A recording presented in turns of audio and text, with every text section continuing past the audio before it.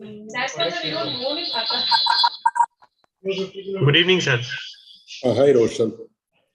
Roshan, I'm going to just check whether I can project one slide. Can I just go ahead and do it? Yes, sir.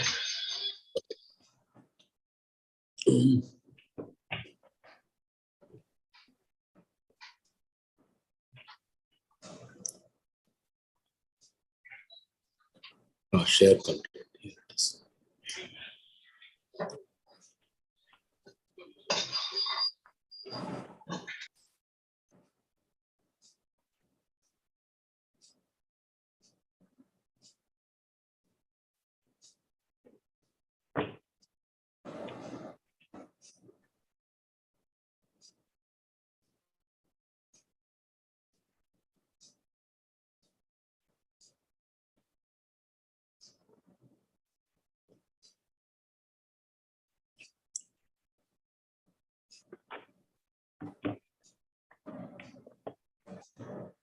Roshan, able to hear me? Yeah. Oh, sorry.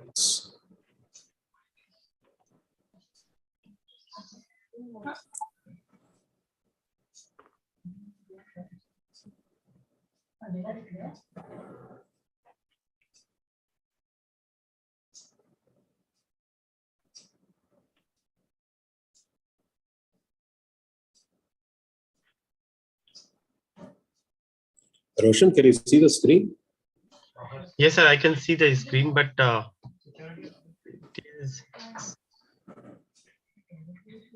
Is it on PowerPoint? Yeah, it is on, sir. But my face is also. I mean, the speaker view is also can be seen. Oh. So what do I do? 1 minute. Stop share. If you can send it that slide to me, sir, in case possible. Okay, I'll do that.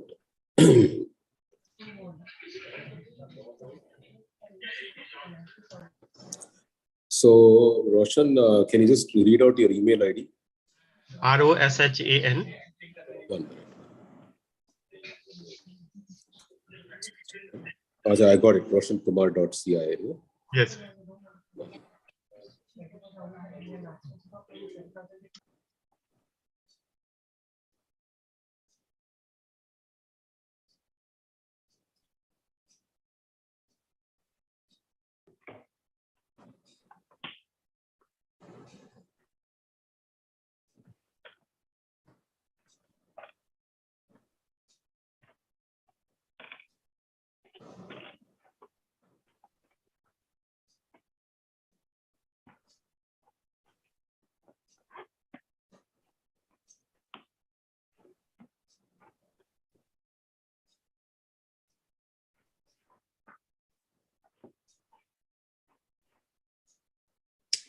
I can't locate where it is.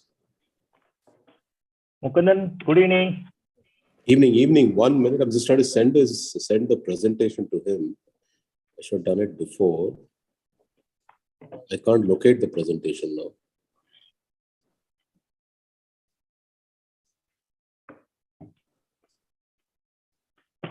Just give me a minute, Roshan.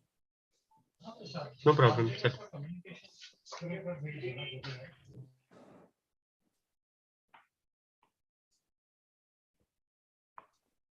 Roshan, you want hotel background or CIA background? CIA. Yeah, I'm sitting in the hotel.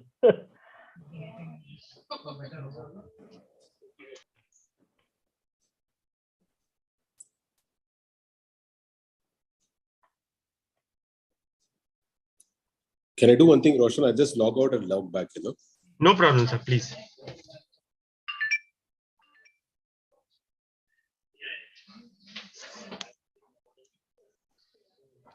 Roshan, this is okay?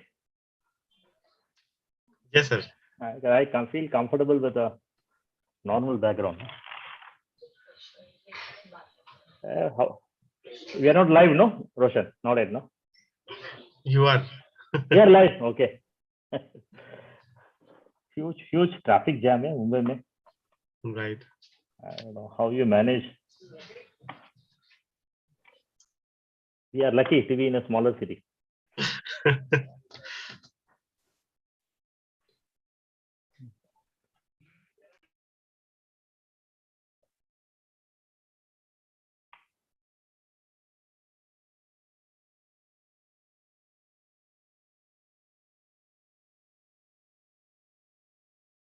got it, Roshan? Not yet, sir. I have not received yet.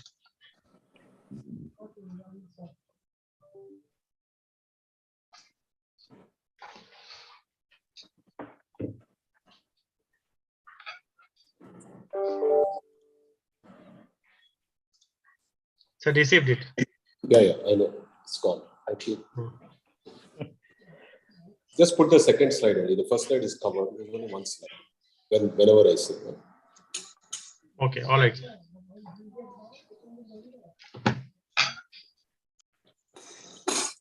So Mukundan, relax now. All set now. All set. It's given to him. I don't have to toggle my iPad and understand how it sort of goes up. Well, each one is different. Teams is different, WebEx is different, and Zoom is different. So, Different. True. So you're now in Bombay. You're in Ahmedabad, is it? Mumbai. Tomorrow I'm going to Baroda. Oh. Actually, today Mumbai is fully booked. All the hotels are jam-packed. I'm staying at the airport hotel now. You should have told me. You could have got your room. But by the way, anytime you have an issue, we have a guest house in Colaba. So you let me know. Sure. Thanks for the offer.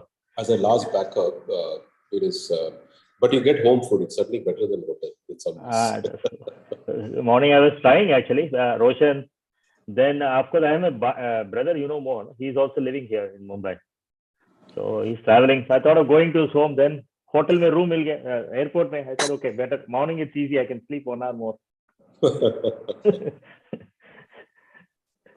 you're okay now? Fully recovered, 100% fit, no problems. No, my quarantine got over only yesterday, so okay. So, but it's like you're okay.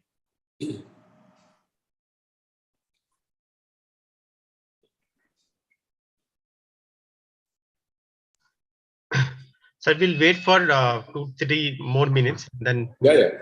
Not a problem. We start when you say. Yeah. So anyway, it's good, Mukundan, that we could manage to keep up our commitment. I think. Of Thanks course. a lot. Thanks a lot. Always. Thanks a lot. And for me, okay, it's good. It worked out this way because evening is much better also compared to the afternoon time. I think so. For the rest of the team, it will be very easy. So thank you for making that extra stretch. I made you forced you to stay in Bombay. No, not an issue. Not an issue. Mumbai is always. Anyway, I was planning to come today evening. I changed my flight to the morning instead of evening. That's it. No issues. And of course, I had gone to our office. I had some work there also. So. Where is your office here in Bombay? Bombay Godrej Complex. Oh, lovely. Vikhroli. Vikhroli. That Godrej one, the new building. Godrej. We have a rented premises. Now we will be building shortly our own building. That is in Where Thane. exactly are you building? Thane. So we got around 3 acres of land. So we'll be doing around 12,500 square meters. Nice building. It will come up in next 2 years. But Godrej is a very nice office. It's wonderful. I would say it's more European than, of course, people like the modern thing. That's quite good. And a lot of view you get. Here are the mangroves. Yes. View, so that is. I was tempted to try from there only. Then I realized if I drive back in the night, I would spend 3 hours in traffic. That's why let me come early. I was telling Roshan, everything is good about Mumbai, except for the traffic. Otherwise, Mumbai is a lovely city. It is better than Bangalore in terms of traffic. Currently, absolutely true. I think all the metros are going towards it. Yeah. Even Chennai was also quite crowded. all growing. Yeah. Yes, Roshan. So we can start, sir, and we are also live on YouTube. So we have guests over there also, plus people join. We can begin. Okay. Good evening, everybody. I think first of all, I would like to welcome Mr. Mukundan, CEO of Tata Chemicals. Mukundan, it is our pleasure to have you here. And of course, just to give a brief introduction about Mukundan, Mr. Mukundan is passed out of IIT Roorkee. Of course, he did his MBA from Delhi University. He's also he joined TASC, Tata Administrative Services. And of course, he's also alumnus of Harvard University. Yeah. I have known Mukundan for quite a long time, and it's always been a pleasure to listen to him. And when he spoke about the theme of Maharashtra, which we decided this year, innovation, growth, sustainability, and technology, the speaker for each of the topics was very clear. All of you must have listened to Dr. Naushad Forbes on innovation. And when he thought about sustainability, only one name came to your mind. It was Mukundan, because I know him that Tata's, being from Tata's, he does quite a lot of good work there. Mukundan has spent more than 30 years in Tata's in various capacities. And of course, as all of you know, as Maharashtra level, we have a sustainability panel focusing on water, energy, solid waste management, circular economy, and so on. So this is what I think we have the theme paper, which has been shared with most of the members. Now, getting straight onto the topic, Mukundan, I think basically we know each other. I would like to know what is your vision on sustainability, specifically with respect to India and of course the globe. That's the first question I have. And of course, related to that, you can also share what's your thought process on sustainability. Specifically, I think the developed economies have a different challenge, and developing economies like India have a different challenge. So this is the second part of the question. And of course, being from Tata's, of course, we would like to learn what Tata Group's best practices are being done. So this is the first three questions which I had, thought process which I had in my mind. Over to you, Mr. Mukundan. Thank you, Sriram, for having me here, and thank you to CIF for calling me to speak about sustainability. I will try to do my best what I can. But always it's fortunate to be part of a group like Tata Group, which has sustainability embedded in it. I have a short slide which I will talk through initially in terms of what is at least my understanding and my little learning from the practice of sustainability which we've had in the group. Roshan, can you go to the next slide? That's the only slide I want to talk about. Yeah. So broadly, I think if you look at sustainability in a broad sense, Sriram, the fundamentals of sustainability. Are you a purpose-driven organization? What is the purpose? And I think if it is addressed at that core level, I think sustainability then gets embedded in every action you undertake.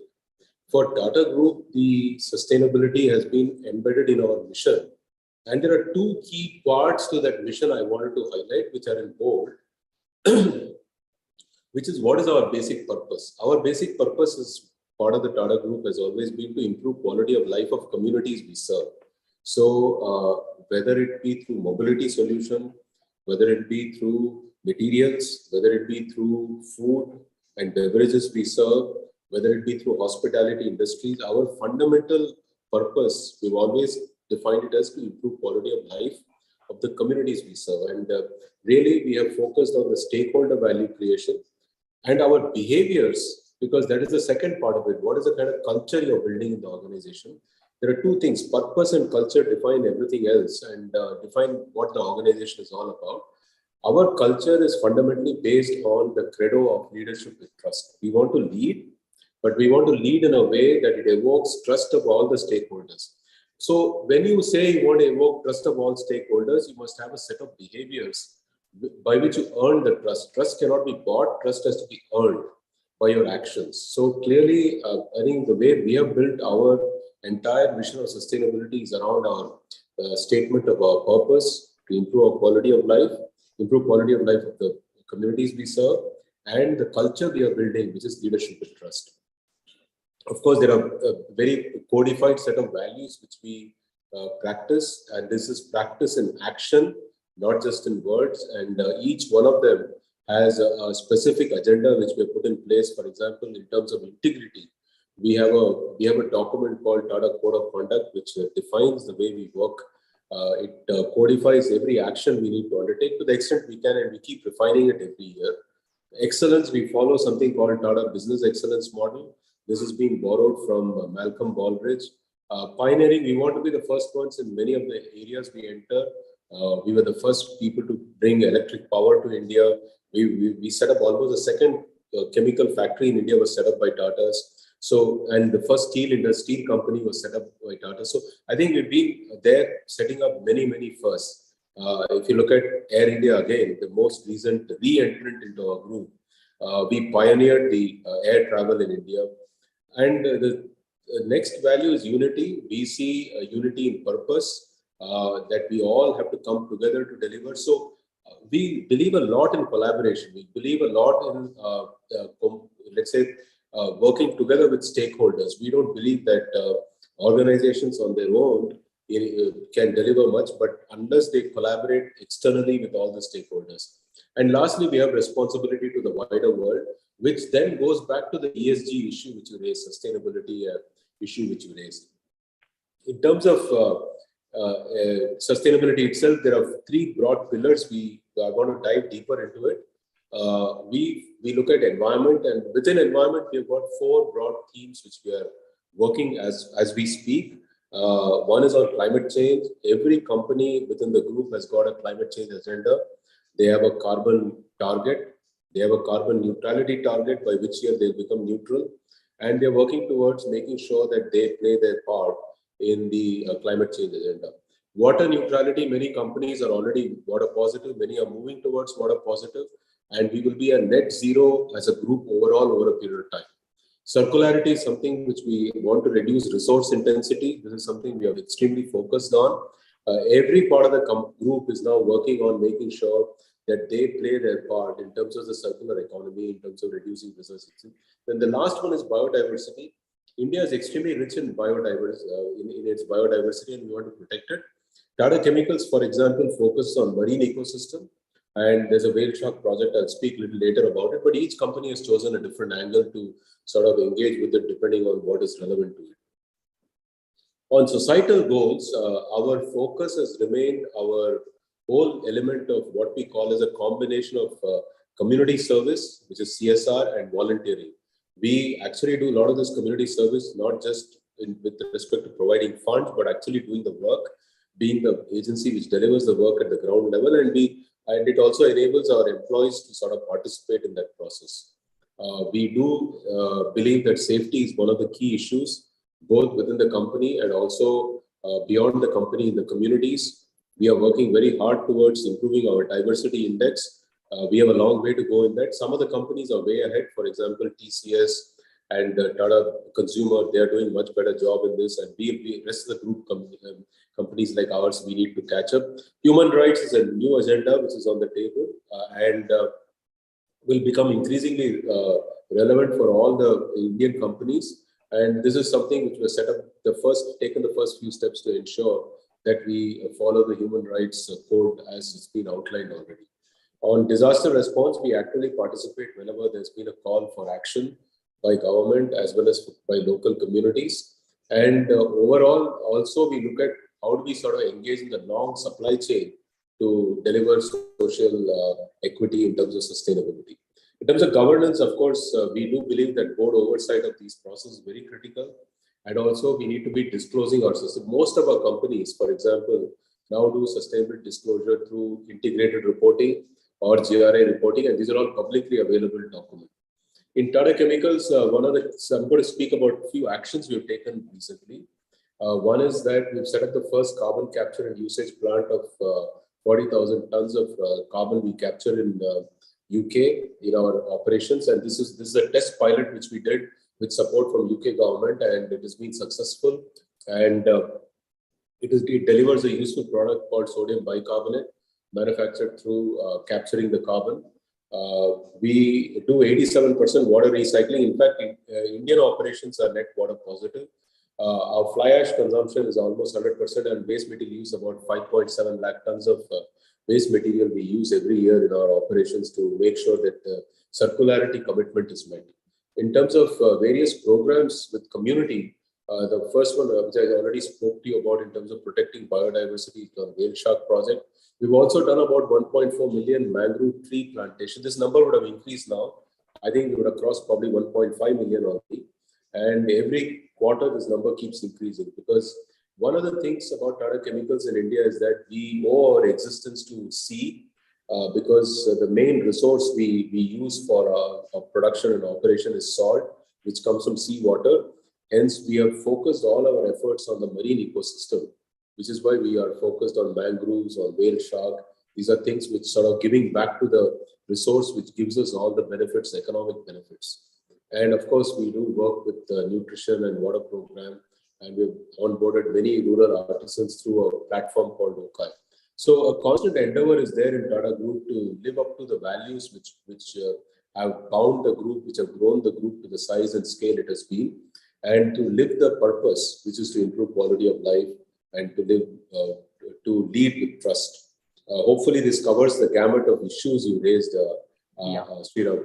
One question which you did highlight is there any difference in the way we look at globally, internationally, within India? There are nuances. You can take away the presentation, Roshan. What I would certainly say is that, for example, in Kenya and India, the needs are pretty much similar in terms of these are both developing economies. So we do tend to see that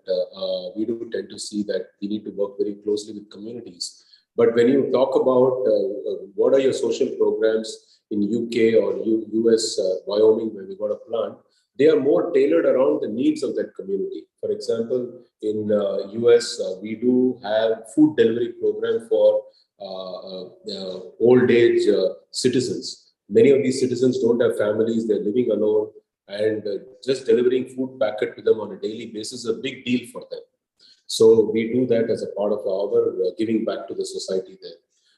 In UK, for example, we work with the local hospital network in terms of making sure that the needs of the local community are met. So we tend to sort of tailor them, but greater impact is seen in the developing part, where I think the companies have to play a larger community role than in the developed world, where government steps in and does a lot of the work. So broad, but in terms of environment, let us say carbon commitment, more or less, I think world is moving at the same pace around the world. While you could say some countries may be going ahead, some countries may be behind. But if you say you're an economic engine and you're supplying to customers and consumers, they are demanding a faster action. Government regulations are maybe coming at a time, but I think it's the customers and consumers who are driving faster action on environment. So we do see there is a uniformity of targets which we need to deliver in any case. Thank you. I think Mr. Mukundan, you have answered most of my topic, but only one thing which struck me, which is also, of course, questions will come. This carbon capture, which you're doing in UK, is something which is quite interesting and innovative. Can you just elaborate, and when do you think this technology can come to India? Just to take on. It is a scalable technology. Let me just say, we were not the first ones. It has been used by one of the carbonated drink manufacturer. So, which is the two big carbonated drink manufacturers in the world. One of them already uses that in their bottling operations in Italy. So we actually learned from them what they were doing, and we sort of did a scale up of a similar operation in the UK. And this is pretty much something which takes up the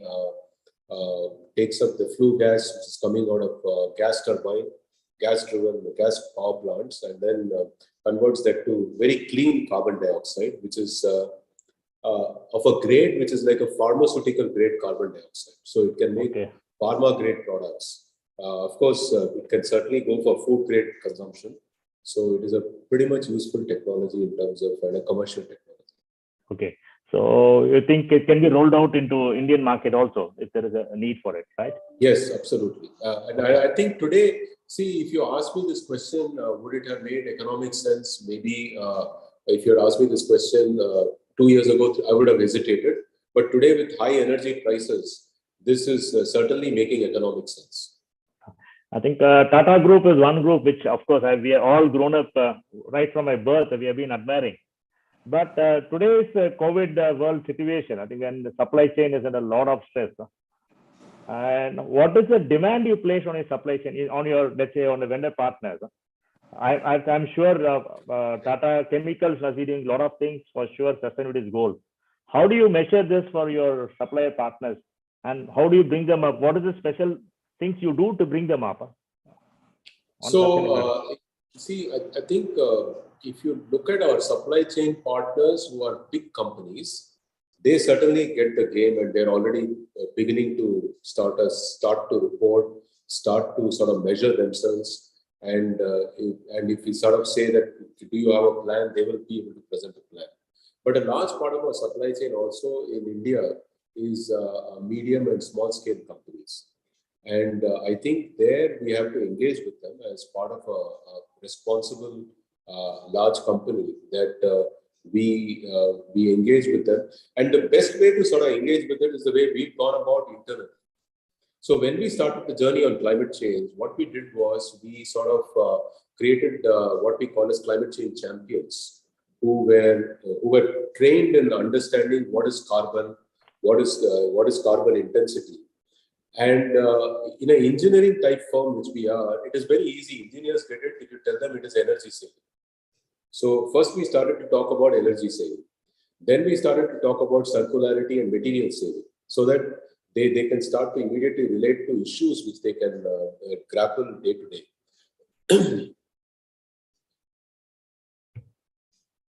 Can you hear me, Sriram? I think he freezed out. Sorry? He seems to be lost his. Oh, okay. I am audible, Roshan? Yes, sir. Brilliant. Okay, then I'll continue. So I think we started first with very simple things like energy saving, material circularity of materials, so that recycling of materials, so that we can sort of focus on these early gains. And then we started to tell people about how do you do footprinting of carbon, how do you sort of measure carbon intensity before getting on to things like science-based targets. So with medium and small scale companies, I think we must first start to focus on simple, easy to do things. And I think first 10-15% of the way can be actually traveled by these simple footsteps rather than very complicated elements. And once they get the hang of it, then they can be given more tools to sort of go ahead. Because you see, in many of these companies, they are already having many multiple things to grapple with. Adding many more things may actually be counterproductive if it's done too fast and too early.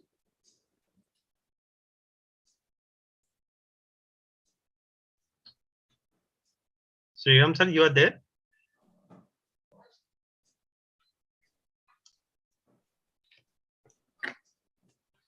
I will check with you.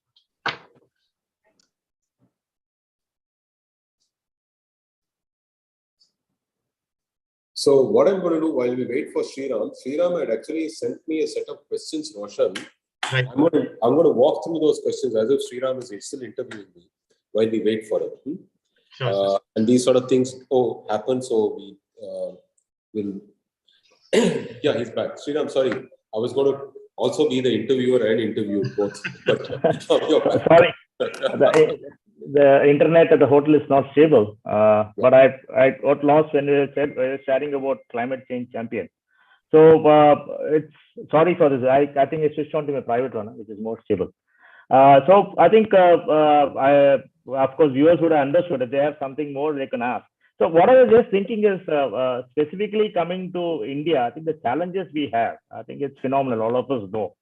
And this is a topic, how do we gather the attention? I think today, very frankly, let's say we have four stakeholders in society. One is, of course, myself as an individual. Then we have family members, we have the company, we have the state or region, and India and globe. What do you think? I think, let's say, Sriram or Mukundan, how do you think we can contribute to this goal? I think that's first thing. And how do you think as a small family, what we can do to improve the sustainability goals? And company, of course, you shared about what Tata Chemicals do and what you feel I think we can do as a beyond Tata Chemicals. And what do you think our state, I think we should do as a state or region? The challenges of each state is different. For example, if you talk about Delhi, I think the challenges are very different. I don't want to elaborate. The challenges in Maharashtra is very different. So specifically with respect to sustainability, what Maharashtra should do, and of course, overall, what do you think India should do? The global path is fine, but I think we have to manage.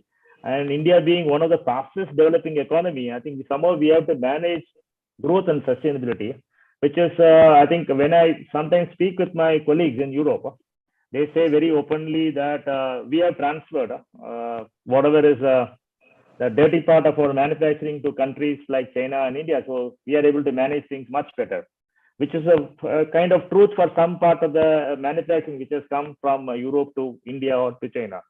Now we have to, of course, we aspire to be the manufacturing hub of the world. We have to manage this growth because it's an opportunity for us. But at the same time, sustainability is important because we need to leave behind a good planet for our future generations. And I would like to hear your views. I think that's so you can elaborate on these things so that we have people who are individuals attending, maybe some family members attending, what we can do as each portion of the stakeholders. So fundamentally, as at an individual level, straight up, I think there are very simple steps. We do have every year, for example, around the World Environment Day, that entire week, and in some cases, in some companies through the month, they ask each employee to sort of put out what is that one pledge they're going to follow through for next 1 year. It can be very simple, like that. I will keep my air conditioning at home at 24 degrees. It doesn't have to be a big pledge, but it's one small step. It is a personal commitment. It is like I will not use running tap water. I will while brushing my teeth. The things which we do every day, which are wasting either water or wasting power, or before coming to office every day, I will have one more co-passenger in the car. It is a simple addition which we say, please follow through. You commit and you please follow. At the company level, what we've done is at every footstep, we made it easy for employees to engage with this topic. For example, when you book a flight ticket today, it simply asks you, do you really want to go with the travel? If you say yes, it will again ask a question that so much carbon can be avoided if you make it a video meeting. There is some number they've used. I'm not going to say it's scientific, not scientific. You have to say again yes, so that you can go ahead with your travel. So it sort of it just takes 2 more steps of clicks to go through that itself. Many times people may take a conscious call. I know it is not about money; it is about also carbon and other issues. Similarly, I think if you come in the office, for example, one of the employees one day told us, why do you have plastic bottles? So we removed every plastic bottle. Water is now served in glass containers. It is there are no bottles in the office. So these simple things demonstrate as a company where you are in terms of the symbolic but small steps. Then as a company, what we have to do, we have taken a target of science-based target, which means we have to reduce 30% by 2030. But 2030 is far away. Everybody can say 2030, I'll get there. But we are also saying that there's a 2025 goal. And that 2025 goal means that we have to convert so many of our boilers to biomass. We have to take certain percentage of our power consumption to renewable. And today, renewable tariff, really levelized renewable tariff with a combination of wind and solar is almost at par with grid power. In some cases, even cheaper. So the excuses which we had in the past of not switching, especially in a country like India, are no longer there. So fundamentally, I think we are on the right track in terms of making the changes. Of course, in the long run, there are big issues to be resolved, which means grid stability, with how much of our grid will be renewable, how much of our grid will be coal-based or nuclear. I think those issues are being tackled at a much different level. But I'm saying at the company operating level, we can take on very simple steps. Every company, even if it's an MSME, today rooftop solar is a positive profit earner for them. Whatever net metering they can do is a positive, and I think there is enough rooftop available in India for us to convert to solar. So we don't have to. We actually created in Chennai, for example, in our factory in Nellore. We said that we'll reduce water consumption, so we do rainwater harvesting. We created 2 large ponds. Now, on top of the ponds, we are now put floating solar. So it does two things. One is the solar conversion is more efficient because it is cooled already by water underneath. Evaporation rates are also lower, so we are able to store water longer. So it acts like a natural shield against evaporation. So it is doing two things. So we got to think innovatively, and our own group company, for example, Tata Power came and offered this solution. So the solutions are there. Indian companies are innovative, and these steps, as I said, will take us 10-15% of our goals we can achieve by just taking these simple steps. Of course, there's a difficult journey of 85% journey to be undertaken, but that should not stop us from taking this immediate 10-15%. If we take that in the next 2-3 years, at least we have begun the progress and we can make positive shifts all along. Thank you. I think it's a wonderful idea what you just shared. Floating solar panels. I was just thinking about drinking source of water we have in Jaikwadi Dam. You know this dam. Yeah. Mukundan, remember we did the desilting when you were the chair of Western region. And I think I also remember another story where somebody, I don't want to name, somebody tried to put a thermocol to prevent the evaporation. Now, okay, there was a lot of jokes about thermocol, but I think this is a very, very, I think any dams, we have a lot of dams, and wherever possible, if we can implement this floating solar, that's a good thing. Coming to, I think, your idea of rooftop on MSMEs, today we have a slight challenge in terms of doing it because the power consumption of each MSME is less. But fortunately, what our team in Maharashtra, I think a guy suggested, why can't we have a solar farm? And let's say around 50 MSME companies can put together. And we gave this idea also to, of course, MIDC. They said they will come up with a policy shortly, which makes it possible for, let's say, Tata Solar to use of 100. So that is the direction I think we should go towards. And very happy that we have a solid example which is existing in your factory, because this is something which is common sense, but people don't attempt it. So this is something which is very good. And we would definitely learn. I think the simple steps what he said, one idea which I liked personally, because in our company also, for example, I think while traveling, of course, we are conscious. But let's say this carbon footprint thing has come. One is, of course, the company's travel cost is under control because we could manage last 2-3 years with around 20-30% of travel business didn't dive. It didn't dive down 20-30%. Of course, we have to travel to meet people. But let's say we have a meeting like this. It's not necessary that you should travel. I think we are doing it virtually. So this idea of, I think, asking carbon footprint, if we have this template, I think that's something which we can always think. I think we can do the same for CI meetings also. Should I travel? I think it's necessary or only we can do it. I think that's something which is very interesting. And the pledge is also a good idea. I think that's something which can be easily copied. There are small things like keeping the tap off when you're brushing your teeth. And I remember my wife always, when a servant maid, she comes to wash her utensils, she tells, okay, pani band karo. She keeps on repeating. Now it's become a habit. But that's generally, I think our better offs are quite good at it. I'm not sure we are doing it, but I think this is something which is quite good. Then there is something which came as a kind of innovative idea during our roadmap brainstorming. This came from one of the, I think, the sustainability panel. They came up saying, why can't we have a model MIDC or a model region where, let's say, the waste of one company is input for other company. So like that, we minimize the waste.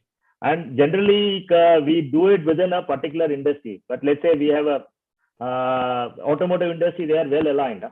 But let's say there is a scrap for automotive, it can probably be a input for some other industry. So this is a thought process which came in.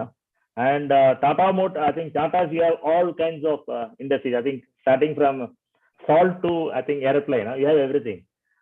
Is there some study which is done among the Tata group? Waste of one company can be an input for another, or are you thinking on that line? So because this is a thought process which came at MIDC level, which is slightly which will take long time, because for partners to collaborate across chain takes time. Do you think something like this can be tried out? Because a group has got everything. I think anything we touch from Tata's do everything. Is there something in the thought process of the group? Because I heard something about this also on consolidation. So circularity certainly, I think, is one of the measures. But if you're asking me specifically, are we also looking at intercompany circularity? I think I can't give you straight away examples of that or the work which has begun on that. But Within company, the work has already started. When I put out the chart saying that 5.7 lakh tons, almost close to 0.6 million ton we recycle as a material, that is because within our factory, for example, in Mithapur, where I'm seated, the limestone waste, the fly ash, all the waste of all power plant, our soda ash plant, everything goes into the cement plant. And it goes into make cement of close to 0.6 million tons, which we manufacture and sell as a useful product. And in fact, our cement plant, if you go to the foundation laying stone, it says that the waste processing plant of Mithapur. It is not named as a cement plant. Output is cement, but it is a waste processing plant for us. We are also now with this plastic issue. What we started to procure is plastic not only from our township. We are also going to the municipalities next door, the neighboring municipalities, which are small panchayats, as well as to right up to Dwarka municipality. And we are getting the plastic waste from there, which we are trying to use as fuel. So basically, what we have been trying to do is to sort of use that as an engine of what our waste processing all about. Increasingly, this thinking has to come. And nothing which we take from soil must go, must be constantly reused to produce useful product and should not go back and damage the environment. I think that thinking has to be there. Similar thinking is there, I think, in many companies. In some of the products, we actually started to talk with recycling as the first step. For example, when we talked about the lithium battery entry, our first project which is actually running is battery recycling. We are today taking the laptop and mobile batteries and we are recycling and extracting useful materials back for manufacture of batteries. So it is going to be a big commercial business in future. It is not that it is something which needs to be on the sidelines. So we have to start to change our thinking to say it is a cost to say it is commercially a commercial venture. It's going to be financially viable. It will produce returns, and it does, because as the cost of virgin material increases, increasingly you will find virgin material is going to be extremely expensive. We will be forced to recycle. If you look at glass, which is our consuming industry, glass industry today actually recycles almost 30 to 60% through cullets. So the broken glass is actually fed back to produce fresh glass. So many industries are actually at the forefront of recycling. They don't talk about it. I think we should make more and more. We should sort of, in CII itself, in my view, bring out examples. Many of these glass companies are members of CII, but we have not made case study out of them. So we should, within CII, bring out case studies of this so that others can be inspired to look at their own operation and see what they can do. But your bigger question to say, have you looked across companies? I think that is still a work in progress. We haven't, at least I am not aware. It could be there, but I'm not aware. So I just want to say that it's something which I need to go and explore. Thank you. I think you actually answered partially my next question. I want to ask you, what should CII do in our journey towards sustainable future? I think you have given one part, case studies sharing. And I'm sure many of the data companies will be part of this. Now, specifically, it is very interesting that today, if you, let's say, any city you go across, I'm not talking about any city in particular. Let's talk about Maharashtra. When you are entering, traveling from Mumbai into the city, you see a lot of plastic waste dumped out. I think same thing is true for Aurangabad. Same thing is true for, let's say, Pune. Now, if let's say there is a scientific way, I know that the fuels can be produced through pyrolysis process. I think that's the process, if I remember right. Then why can't we, I think, let's say, what do you think we should do? Because this is something which is damaging the environment. I think that's a issue we had with the Kam River project also, which initially we started during when you were the chair of Western region.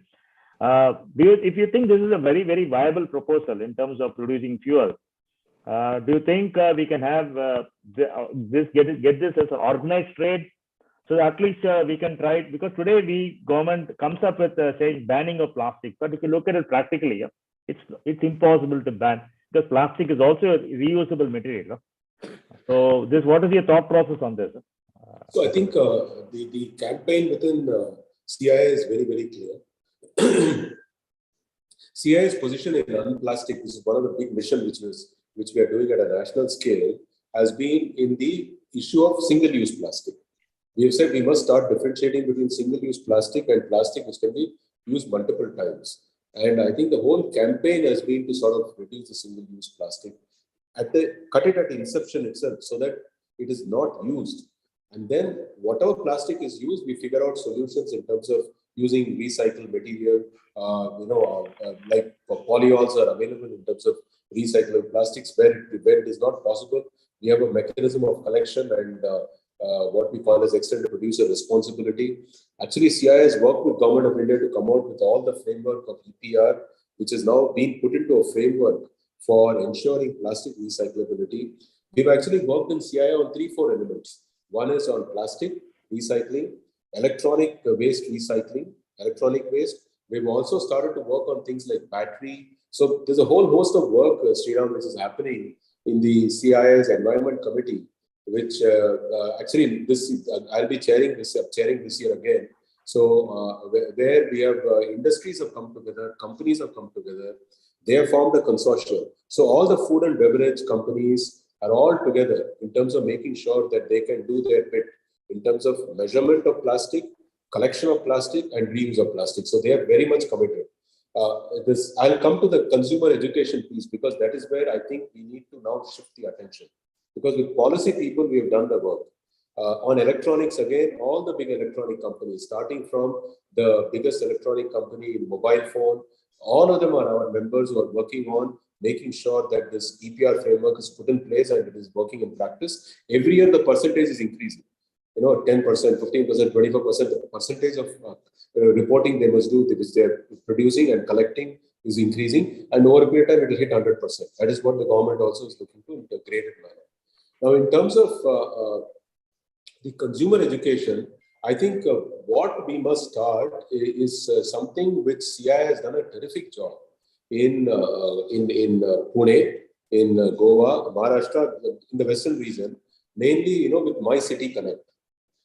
The part of that My City Connect, if we run it well, should also be to educate the municipality and the residents to do segregation of waste, so that at collection itself, at source itself, we are able to segregate waste. We don't send everything to landfill. That which can be, let's say, which you can sort of use it through bioprocess, composting, which can then generate maybe some energy as well as fertilizer that goes for fertilizer. And things like plastic and all are taken to either through pyrolysis or use as energy fuel. So we have work to do. So what I would say, the work up till now has been fairly successful in terms of working with the policymakers and at a broad level of putting frameworks in place. I think the second stage of work is a bit of a harder work, which is working with communities. And here, I think rather than spread ourselves thin across Maharashtra, I think we should select maybe 5-6 big cities, Pune, Nashik, Aurangabad, and before we come to Bombay is it is a unique challenge. But I think if we can demonstrate here, I think Maharashtra government itself will say we can also do it in Bombay. It is not difficult. And today, through COVID, we've seen compliance can be achieved. Because in COVID, what did government do? Government did not sort of do everything on its own. The municipalities actually reached out to housing societies. The housing societies then helped them to ensure the framework was followed. We have to engage communities because this cannot be done through just writing some rule and law, and then you will get the backlash we got when plastic was banned, right? There was a huge public backlash. We could not manage it. Of course, finally it is settled down. But all the studies and all the surveys CII has done, I can only tell you there is a public positive enthusiasm to do plastic recycling. There is a public enthusiasm to do the right thing. But they are also wanting the right thing to be done with them as partners, not getting imposed on them on top. Absolutely. I think you're bang on the target. Longest, hardest work is consumer education. And I think I absolutely agree with you. Wherever we have the City Connect forum, I think the awareness is much increasing. Now we have some questions from other people. So first I would read out the questions and probably, but first question is from Mr. Prakash Lohia. When solar systems, I think 2-hour radiation is enough to provide world's total annual requirement. Then what is the challenge in sustainability? So I think his question is fairly rhetorical. So he's only making the case for sustainability. Yes. So Prakash, I think I agree with you. I think the whole issue is about, many ideas have been floated. One is world as one grid, because sun is shining somewhere all the time. So if we had one grid around the world, the power can move from one place to another. Second is that if we could have storage system so that at night demand can be met.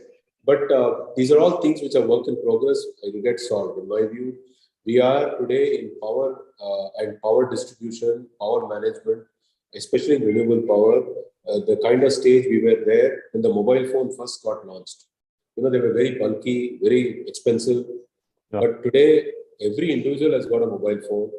Every individual is able to have data, and costs have fallen below 10,000 rupees. So I think we will see the same thing continuing to happen in this space. Thank you, Mukundan, and well said. Hopefully this satisfies Mr. Prakash. Next question is from Mr. Manu. As a corporate, how do you draw a distinction between sustainability and CSR initiatives in terms of themes to pursue, budgets, and return on invest and break even, etc.? How do you distinguish between sustainability and CSR?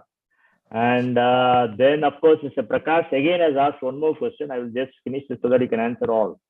What are the innovative ideas you are used by Tata for sustainability? Of course, you elaborate on this. Probably this was typed before you finish it. And then, of course, there is one more question from Mr. Stanley. Sir, we would need your inputs for new building to use only SPP water for flushing, or using solar power during the day and use MSCDCL power during nights. Use taps with sensors to save domestic water. This needs to be made compulsory, giving credit to builders, and also encouraging OWC to convert waste to manure. And these are a few questions. They look like comment to me. The last one looked more like a comment. Yeah. So I think, what was the first question, Sriram? I got lost track. Okay, well, I think, sorry. First one is, how do you distinguish between CSR initiatives and sustainable initiatives? Yeah. See, as far as CSR is concerned, there's a very clear definition which is being given by Government of India through its act, which is the 2% what we need to spend. I think it covers the whole space of community, environment, innovation, R&D, what partnerships you can do. And let's say that we do innovation R&D partnership with the CSIR lab. That partnership is not exclusive to Tata Chemicals. In fact, that's an open partnership, which means whatever comes out of it is for social good. That's how we sort of designed it. And there is a CSR committee which looks at it. And this is part of our, we were anyway doing CSR even before that, but the act only formalized what we were doing. So I think to us, it was, it came as a, we were in the camp, let this be something which, don't impose, but we anyway will continue to do. But for us, it didn't make any big change in terms of what we needed to do. Of course, there are some reporting requirements which came, which we are adhering to. In terms of sustainability, I think the CSR part is a societal part, I think comes naturally to Indian companies, because we know that our license to operate comes from communities, and most companies in India, especially all the CII members, are mostly doing the right thing for society. I've not come across a single CII member who says that, I will not do. Whenever CII has made a call, members have contributed generously, members have come forward. So to that extent, I think CII also is a forum of like-minded people who want to contribute to society. In terms of governance standards, I think in CII, we have put in place a lot of emphasis on good governance, including in family business. There is also a family business network which we have, which is sort of engaging with this issue that good governance practice is not only for listed companies, but also for unlisted private family-run companies. So I think in CII we'll continue to propagate this because that is part of competitive edge. I think where we have to learn a lot and engage a lot is on the environment piece. I'm not saying that India is lagging behind or India is in forefront. In fact, India has a lot to be proud of. In fact, Maharashtra has a lot to be proud of. We are one of the richest biodiversity in the world. You know, these most intense, the second or third largest biodiverse universe in the world, with the second largest population, with the second largest cattle population also. So if you look at the pressure which is on the land, we have protected biodiversity despite the human and cattle pressure. And I think that is a big achievement which India needs to be feeling truly proud of. But we have a lot more to do. We have to increase our forest coverage. We have to conserve a lot more water. We get hit by natural calamities more often now than before because of climate change. So all of us need to act on this carbon, on water and circularity. I think we need to engage a lot more. CII has set up institutes of excellence. So Triveni Water Institute is there, where any member of CII can go and do water footprinting. It is a service available. I think we must popularize this, and it is a center of excellence set up for CII members. And many of these centers of excellence, we have so many centers of excellence. We have center of excellence on logistics. You can reduce your logistic cost. We have center of excellence on quality. We can improve our quality and excellence standards. These centers of excellence come at 1/10 or very low cost compared to what it costs you to go and get a consultant, and they deliver outstanding outcomes. So one on water we have Godrej Green Building Center. We have got, in fact, India has a distinction of amongst the leading number of green building centers in green buildings in the world. So we've done that process very well. In terms of climate change, again, the CII Institute of Sustainability in Delhi, I think does a lot of work on circularity, on carbon, and they can actually help our companies. There's an entire team under CII Institute of Sustainability, Center of Sustainability, which can sort of help our companies to travel along the journey. They're happy to take, let's say, consulting project. They're happy to help with footprinting. So what we need to do in CII is we don't popularize our centers of excellence. I always tell CII, if only CII knew what CII knows, we'll be better off.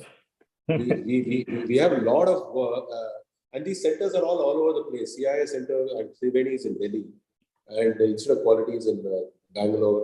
Logistics is in Chennai. The Green Building is in Bombay. So we've got centers all over. So, and what happens when we work as a region, we don't go beyond the region. But the center could be anywhere in India because it's a national center. So I would certainly through this program urge everybody that for sustainability and environment, please do reach out to CII Sustainability Center, Triveni Water Institute, and also our Institute of Quality and the Green Building Center. These centers are doing terrific work, and there's a lot to learn from them. Thank you, Mr. Mukundan, for re-emphasizing. In fact, generally, whenever we have new members joining, and old, of course, we speak about Center of Excellence. This year, for a change, Mukundan, we have a representative from Center of Excellence in almost all the panels. So that's something which we have tried differently, and they do participate. And in fact, we are working with our MSME members also on some certain topics with Center of Excellence. Now, this last question, of course, not the last one, of course, we have some time. Basically, is asking how do we use inputs for using only STP water for flushing, and then, of course, solar power during the day, and how do we use MSCDCL? And he's also asking how do we use taps with sensors for domestic. This needs to be made compulsory. He's saying these good practices need to be made compulsory, and then based on this, builders should be given credit. That's what he's asking, Mr. Stanley. So STP water for flushing, you're asking why only for flushing? You go to Singapore, they have something called new water. Entire Singapore new water is nothing but STP water, which is fit for drinking. So one of the things they do is after you finish the round of the STP center in Singapore, they give you a bottle of new water. They ask you to drink, and they take a picture and put that there. I drank new water, and nothing has happened. All of us are drunk. In fact, when you go to Singapore, you're actually drinking new water, which is STP water, which is fit for. So I think we've got this mental mind blocks against use of. So all I would say is that we should recycle water. There is no need for STP water to be thrown in the sea or only used for flush. It should be so good that it should be good for drinking. Thank you. I think you answered very correctly. And in fact, I remember a video which shows, I don't know how true is it, Google, I think founder, Microsoft founder, he is making money out of the shit. I think, of course, this is on a lighter note. And there are two questions which I would cover up, since there are three more questions. One is which is very logical. If you have a floating solar plant, doesn't it affect the ecology of water evaporation, cloud and rain? Because if you have to have rain, there should be evaporation of water. This is the first question.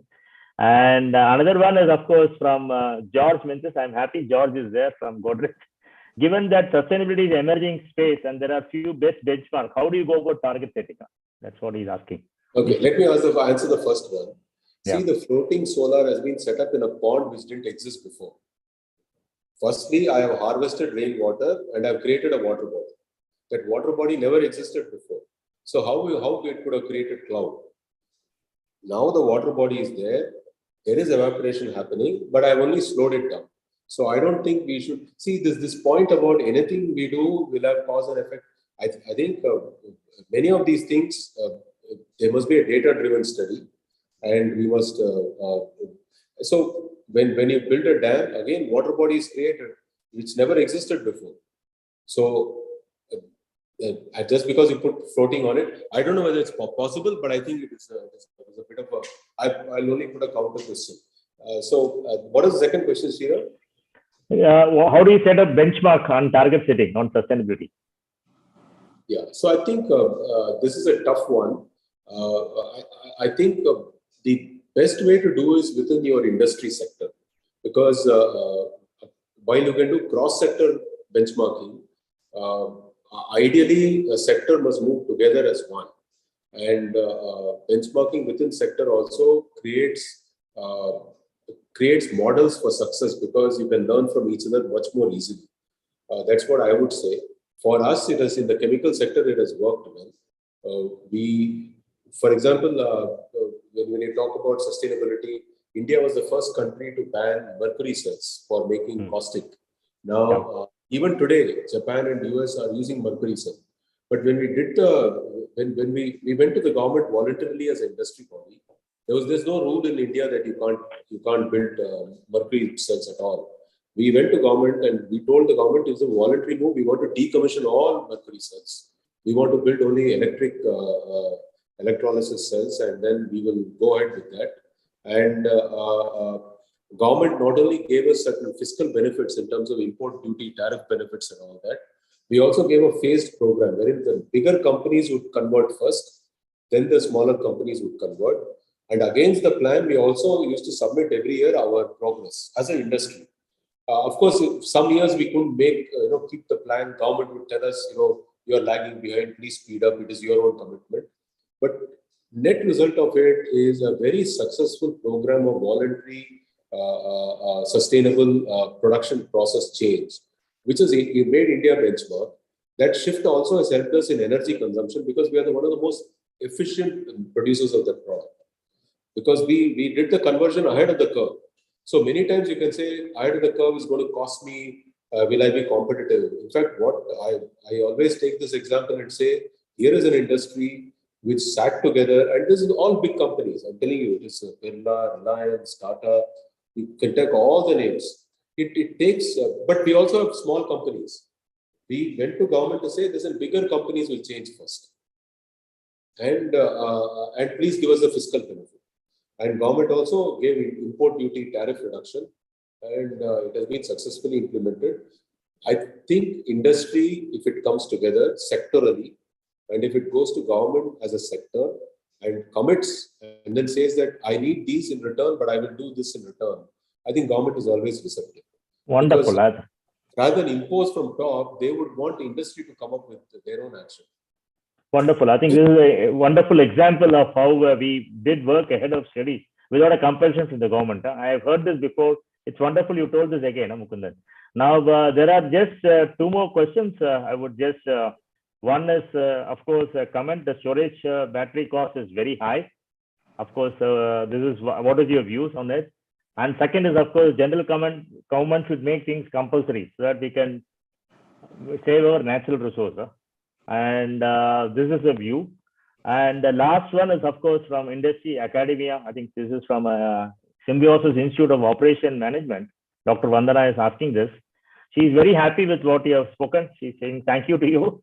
And she would like to say how we can involve academia more in the sustainability and CSR effects more, this one. And there is a follow-up question. I think I will come to that later. So these are the things. What is the item on more expensive? You mentioned something. What is it? Storage cells are expensive. So what is your view on it currently? Yeah, they are expensive. They will come down, in my view. I think and here I think academia is a very important partner. I can only tell you that SECRI, which is our Central Electrochemical Research Institute, in fact, the director of that institute, Dr. Kalai Selvi, is now DG CSIR. She has become the head of CSIR.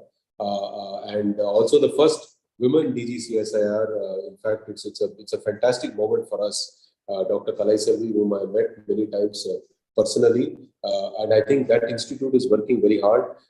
All our institutes, whether you talk about IIT, and I don't want to name one single IIT because some IIT will feel bad that I've left them out. Our National Institute of Technology, most of them, either in the chemistry department or in the materials department or in the electrical department, are working on solutions on many, many problems which we need to solve for storage cells. And I think along with the foreign universities, I think they are fast tackling the issues which we need to overcome. Only yesterday, for example, you would have seen IIT Kharagpur has put out sodium cell run bicycles, electric bicycles. It was in the news. So I think every day you will find something new coming. IIT Roorkee has floated, my own institute has floated the first low-cost lithium cell which they tried to design and put out.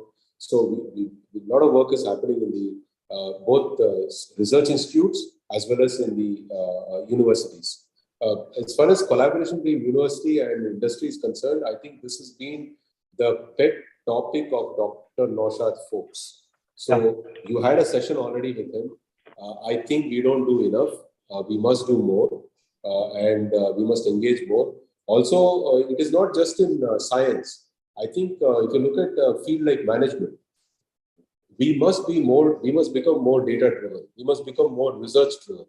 And a lot of the research, basic research, can be done in the university using our talent which is there, and we must engage a lot more. And I can only say that if companies don't come forward, it is not the fault of the academia at all. It is the fault of the industry.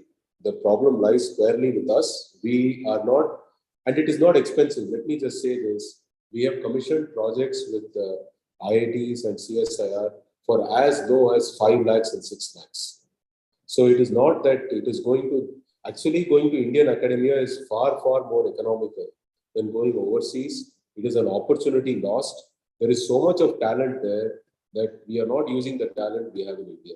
So I'm really glad that Dr. Vidyasagar, who mentioned, I think, has raised the question. I think the only answer I can say is that the industry must reach out to them. Yeah, which is what Dr. Forbes has been raising all the time. I think, Mukundan, just to highlight, this year, as a part of the Western Region Initiative, we are signing MOU with 100 industries, connecting with 100 institutes. And already in Maharashtra, we have signed with close to 15 industries have signed with 15 institutes. So we'll be driving this. And also, Dr. Vandana, in every panel which we have at Maharashtra, we have an academia as part of the panel. Even it's manufacturing, it's not only industry academia panel. Every panel we have ensured there is a professor. So I want to add one more thing, Sriram, that one of the things which we have found, which we are working with, and I'm glad to say now we are about to sign the first one with one of the IITs, is that the CSR funds can also be used to fund research.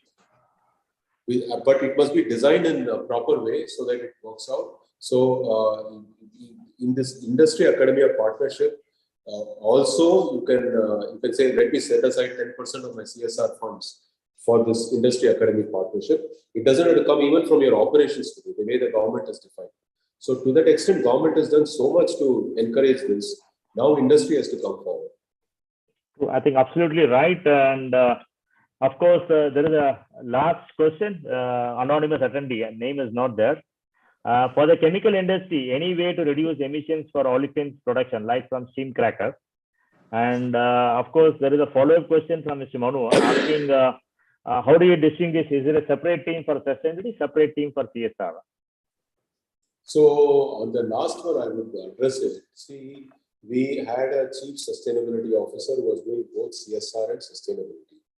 What we have found is the CSR has a very separate skill in terms of engaging with community, which is not something which all of us have. It is a lifelong mission, which is something, even when I go and engage with community, I take somebody along because they understand how to sort of build that first level of trust and engage with community in a way that they can engage with us. And not that we can't learn the skill, but it is something they have perfected. I would just say that much. So we have specialist team on that. On sustainability, I think what we have come to realize is there is a compliance part of sustainability which can be left to the factory operations. So meeting the environment norm, environment standard, that has to be left to the factory operations. But the strategic part of sustainability, which is how do you reduce carbon emission? How do you go ahead with more higher biodiversity? That, in my view, needs in many ways someone who can come at it from a strategic level. So we have in fact combined strategy function and sustainability function, and left the compliance to the EHS function, which is environment, health and safety function manages the compliance piece. That's how we have thought about it now in the emerging scenario, because after many permutation combination, we thought that happened to be the best way to deal with it. I think again that he has internet issue, seems. Thank you. We'll wait for Sriram. Yes, sir.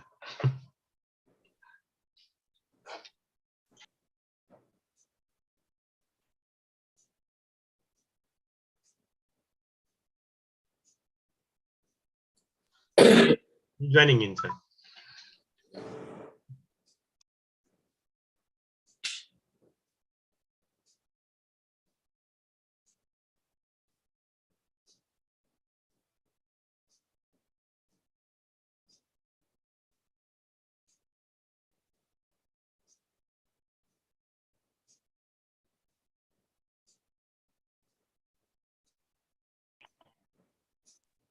Yeah, I just finished the response. Sorry, Mukundan, I think I got so much engrossed that I forgot I didn't charge my battery enough. So I think so this shows that I was equally, I would say, attentive as an audience. So first of all, Mukundan, on behalf of CII Maharashtra State Council, we would like to thank you. And personally for me, it has been a wonderful learning. And I've learned quite a lot. And of course, as always, we learn a lot whenever you speak. But on this topic of interest, which is, I think, of great significance for India's future, I believe. And here is where I think we can make a difference compared to the developed economies. And fortunately, we have our Honorable Prime Minister also setting us target by 2070, we would be carbon neutral. But I'm sure the speed at which we did renewable energy, we achieved the target ahead of time. And I'm sure before we retire from this world, we hope to see an India which is very sustainable. And here I think we have the best company and the best person who has spoken about it. And it'd be wonderful, Mr. Mukundan, of course, to learn more. And we have a task for CI. Of course, we will publicize more and more case studies. And here, of course, we would not hesitate to ask Tata System because we've always been supportive. Thank you so much for your time, and it's wonderful. And I also liked a lot of questions which came in from the viewers because of lack of. I think I have covered most of the questions, and there is, of course, direct air carbon capture, something costs. Yeah, somebody has asked you. That is the last one, which I missed. Which, of course, during the Mr. Mukundan can share, but I think it's the preliminary stage as he spoke. What is the cost of your air carbon capture? Yeah, that's what he's asking. Last one. Oh, what is the cost of? Air carbon capture. What you're doing in UK? Oh, the UK unit cost is about 25 million pounds. So it was, okay. Broadly 250 crores. Okay. So that's for but a 40. It was also, to be fair, it was funded 25% by government of UK. So we spent only 75%. Okay. Thank you for being so transparent. And thank you for answering all the questions patiently. And also, you did make my task easier for many of the members or prospective members, because you spoke about CII Center of Excellence. And we have, I think, as you say rightly, CII has a lot of things. I think Dr. Naushad keeps saying, though I have been in CII for a long time, you also keep saying it. We keep on learning. It's like an encyclopedia dictionary. Only thing we need to utilize what is good for the industry and what is good for our nation. Thank you so much, Mr. Mukundan. Thank you. Thanks to all the attendees, and thanks, Roshan. Thank you. All the best. Stay safe. Bye-bye. Bye. Stay safe. Bye. Bye.